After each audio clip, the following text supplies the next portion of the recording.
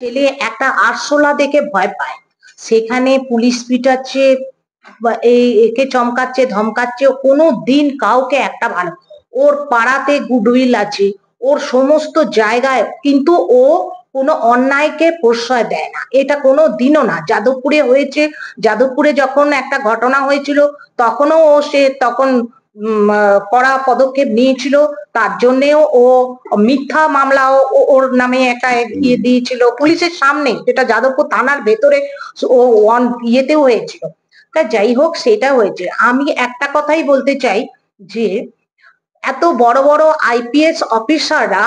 যে কত কষ্ট করে লেখাপড়া শিখে আইপিএস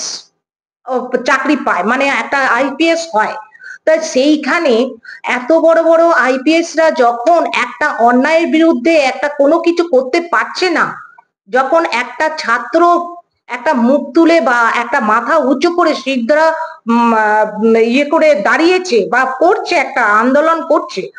ছাত্র সমাজ বলে, তার পেছনে এসছে দুজন, তার পেছনে এসছে পাঁচজন, এমনি করে করে গোটা, আমি বলছি যে কুণাল ঘোষের কথায় যদি আমি শুনি যে 3000 লোক এসছে কালকে এবিপি আনন্দে, উনি বললেন 3000 লোক এসছে, তা ও একার থেকে যদি 3000 লোক আসে, তা আইপিএস অফিসাররা যে ও যে নাড়াটা দিয়েছে, গদি একটা নাড়া দিয়েছে, ছাত্র সমাজ বলে যে গদি নাড়া দিয়েছে, যে ভয়টা পেয়েছে, তাহলে সেটা ও করতো না যদি আইপিএস অফিসাররা এই মানে ইয়েটা তারা নিজেরা করতো। এই মানে আইনের যে অন্যায় যে এটা চলছে সেটা যদি তারা নিজেরা করতো, তাহলে কিন্তু এই ছাত্র সমাজ নিতও না, আর মিথ্যা মামলাও আমাদের ছেলেদের মানে ঘাড়ে আসতো না। সেটাই বলছি যে আমার ছেলেকে আমি বলি, ও খুবই ভালো ছেলে, খুব ইয়ে, জানি না ওর কেরিয়ারে কি হবে না হবে সেটা আমি জানি না, কিন্তু আমার ছেলে লড়াকু ছেলে, আমি সেটা ভয়ও পাই না, আমার ছেলেও মনে হয় ভয় পাবে না।